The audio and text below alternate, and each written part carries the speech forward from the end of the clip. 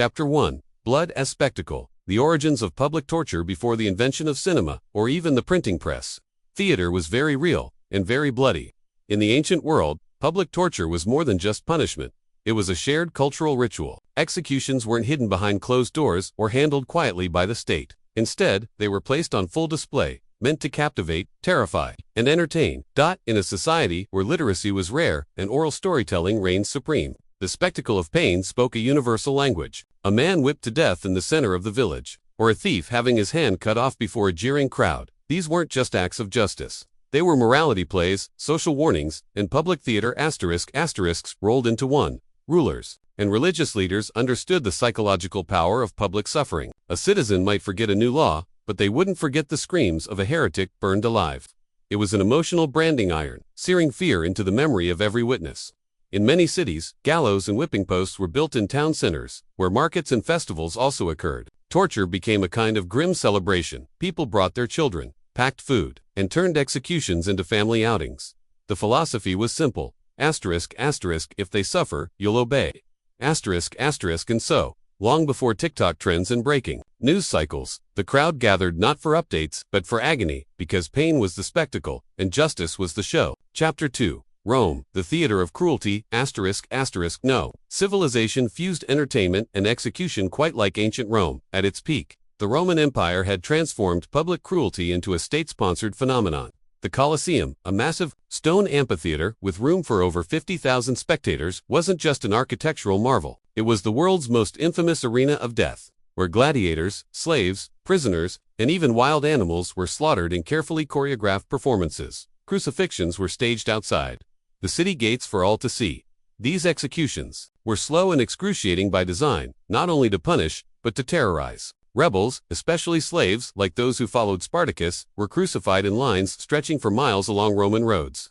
It was both a warning and a performance, a declaration that the empire's power was absolute. Even more disturbing, were Rome's Venetians' wild beast hunts, where unarmed criminals were fed to lions, panthers, or bears. These weren't just executions, they were games. Spectators cheered as people were mauled alive. Some criminals were even forced to act out mythological scenes before being killed, such as playing Icarus and being thrown from a high platform, or acting as Hercules and being torn apart for the crowd's amusement. The Roman elite saw torture as both necessary and entertaining. Pain was politics, a weapon of social control. Senators sat front row. Emperors gave thumbs up or thumbs down. The Colosseum wasn't just a stadium, it was the state's theater of fear, a civic classroom where death was the curriculum and pain was the language of power. Behind the screams was a message. The empire watches, the empire punishes, and the empire entertains. Chapter 3. The Church and the Rack. Torture as divine correction When the Roman Empire fell and Christianity rose to power, one might expect the brutality of public torture to fade. Instead, it took on a new, and arguably more terrifying form. In the medieval period, torture was no longer just justice.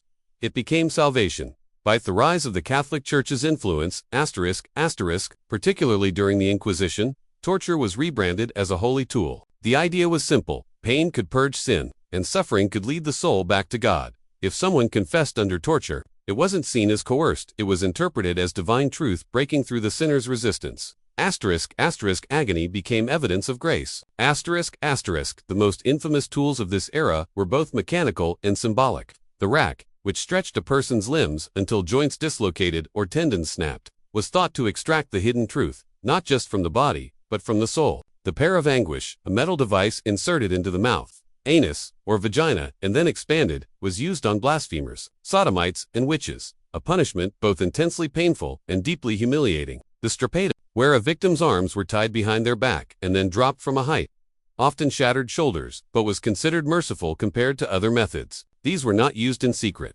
Torture chambers were often located beneath churches or in public courts. Priests and inquisitors sometimes chanted prayers while pain was inflicted. The twisted logic of the time claimed that by torturing the flesh, one could save the soul. Ironically, many victims were tortured for not confessing fast enough. Once accused, you were often doomed, and the longer you held out, the more vicious the methods became.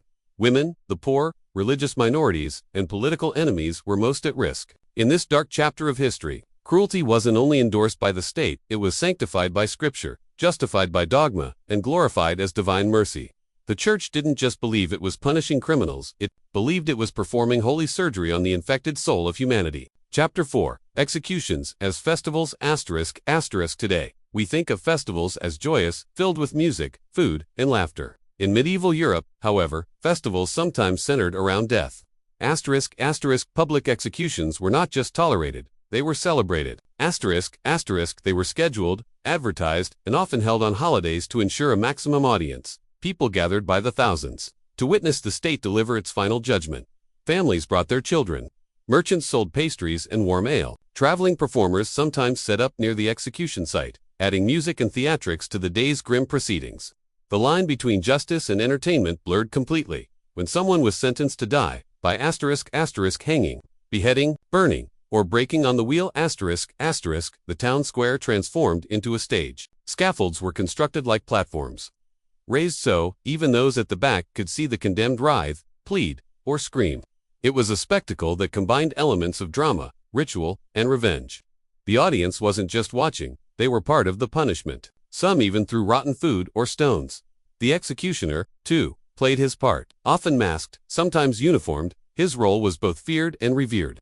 A skilled executioner who could behead cleanly in one stroke earned praise. A botched execution, where the victim suffered more than intended, might enrage or thrill the crowd, depending on their mood. Ballads and poems were written about particularly dramatic or controversial deaths. Criminals who displayed courage or defiance might be immortalized in folklore. Others, like accused witches or traitors, were jeered and spat on as the flames licked their feet or the rope tightened around their neck. Some monarchs and judges intentionally made executions as drawn out as possible. ***, boiling, quartering, and slow-burning ***, were reserved for the most despised, meant to make an example so gruesome that no one would dare repeat the crime. To modern eyes, this seems monstrous.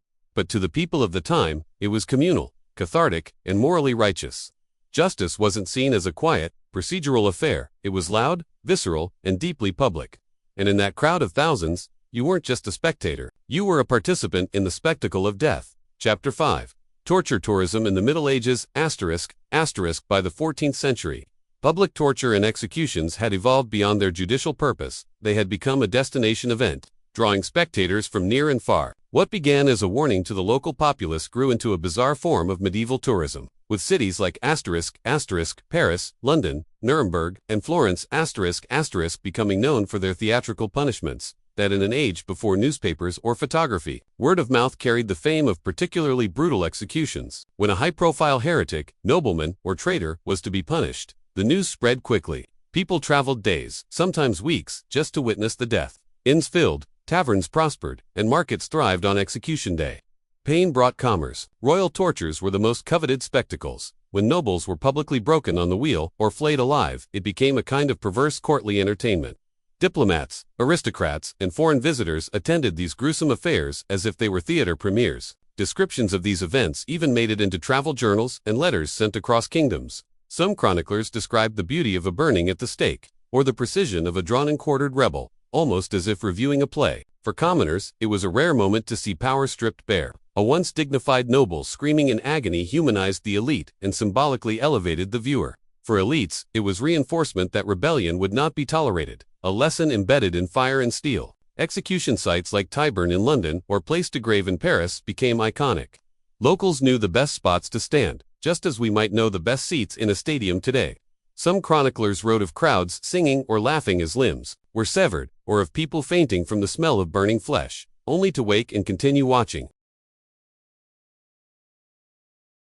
In this medieval tourism, suffering was the currency of attention, and the more spectacular the agony, the more eyes it drew. Pain had become not only political or spiritual, it had become commercial. Chapter 6. The Executioner. A celebrity of suffering ***, lurking behind the blood and spectacle of every public execution was a singular, paradoxical figure. The executioner, he was the state's blade, the church's hand, and the crowd's grim entertainer, all in one.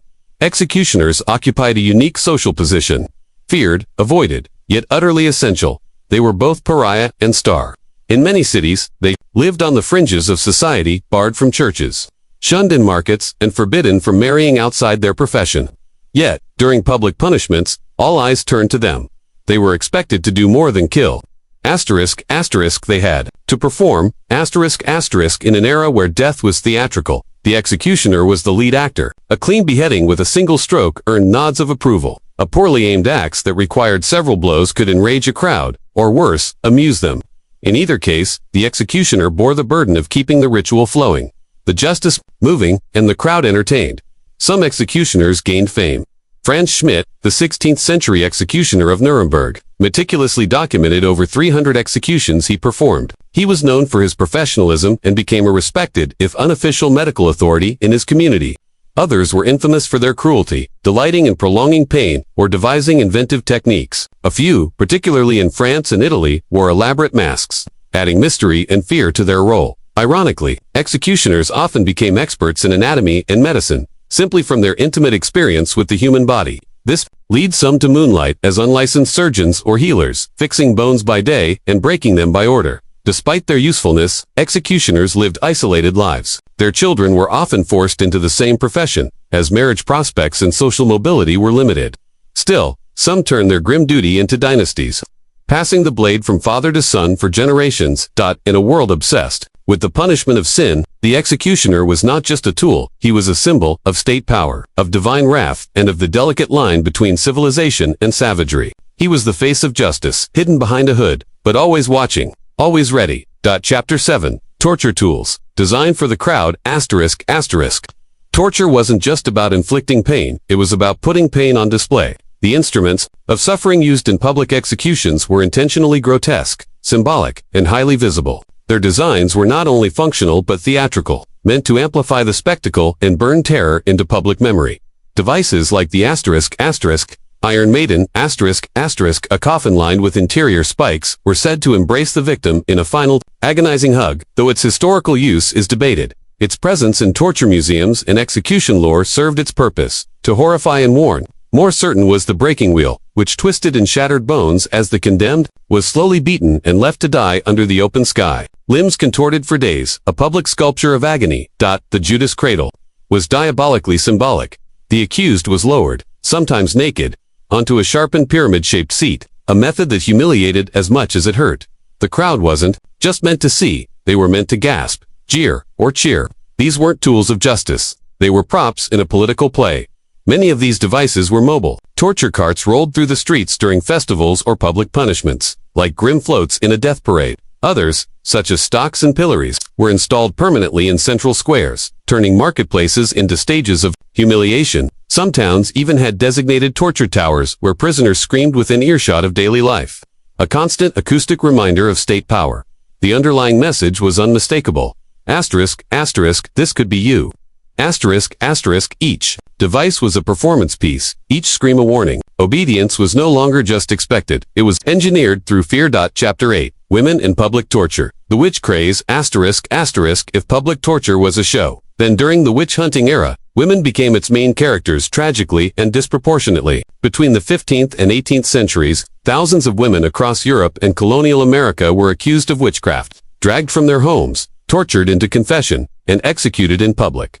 The spectacle of female suffering was wrapped in layers of religious hysteria, patriarchal control, and mass paranoia. Torture wasn't just about guilt, it was about enforcing obedience, suppressing defiance, and demonizing femininity. Common torture methods included thumbscrews, leg crushers, scalding, and the strappado, where a woman would be hoisted by her arms behind her back and dropped, dislocating her shoulders. Interrogators used sexualized torture to humiliate, such as forced nudity, body inspections, or inserting heated irons under the guise of exorcism.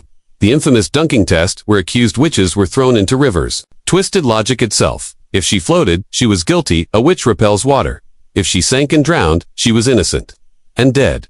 The public executions were theatrical sermons. Burnings at the stake were designed to purify the demonic taint with fire. A horrifying spectacle often attended by entire towns. Parents brought their children. Clergy gave speeches. Vendors sold bread. It was both religious rite and community ritual. Behind the flames was a deeper fear, female power, sexuality, and nonconformity. Midwives, widows, healers, or simply outspoken women were seen as threats. Public torture was the state's way of putting them back in their place permanently. The witch craze turned mass torture into a gendered horror, where pain was prescribed not only for sin, but for existing outside the mold. Chapter 9. When the crowd turned savage, ***, in theory, public executions were state-controlled performances of justice. In reality, they often turned into mob-driven frenzies, where the crowd wasn't just an audience, it became part of the punishment. There are countless records of executions descending into chaos, where the people demanded more pain, more spectacle, more screams. In France, Germany, and England, crowds threw stones, rotten food, boiling water, even sharp objects at prisoners during their final moments. If a criminal died too quickly, the public sometimes protested, disappointed at the anticlimax. Mockery and sadism flourished. Spectators shouted insults, spat, and laughed as bones snapped or flames consumed skin. Some even ran up to the scaffold to tear off pieces of clothing or hair, morbid souvenirs from the dead. In some cases, the condemned were dismembered after death by overzealous mobs wanting a piece of vengeance. These weren't rare outbursts. They were expected. The executioner knew how to pace the show to stretch the suffering when the crowd hungered for it, or speed it up when tensions flared. Why did the public become so brutal? Historians point to several factors: the lack of entertainment, the psychological release of collective punishment, and the projection of social frustrations onto criminals. In a world without courtrooms or therapy, the *** gallows became the people's revenge. In those moments, justice wasn't blind. It was blood-soaked and cheered on by thousands. Chapter 10. The death of the show. Why public torture ended. By the late 18th century, the winds of reason began to blow through Europe. The Enlightenment, with its emphasis on human rights, dignity, and reason, began to question the very foundations of public cruelty. Thinkers like Cesare Beccaria, Voltaire, and John Locke argued that justice must be rational, not theatrical. They asked hard questions. What does society gain from making suffering a show? Does pain create obedience, or just desensitize the masses? Slowly, the idea of justice as performance lost its appeal. Revolutions helped accelerate this shift. The French Revolution, despite its own bloody phase, eventually led to reforms that abolished many forms of public torture. In Britain, public hangings began to be questioned by moralists and reformers alike. In Prussia and Austria, legal thinkers began emphasizing reform and rehabilitation over punishment. By the 19th century, most European nations had outlawed public executions altogether. Justice moved behind closed doors. Torture was reframed as barbaric, a relic of the Dark Ages. Executioners faded into obscurity. Scaffolds were dismantled. The era of civic pain as performance was declared over. But did it truly vanish? Today, the same fascination survives. In horror films, true crime documentaries, video games, and even public shaming on social media, we still watch suffering. We still turn pain into spectacle, though now, it's digital, dramatized, or sanitized. The crowd remains, only the stage has changed. The echoes of the old tortures are still with us, not in the marketplace, but in our minds.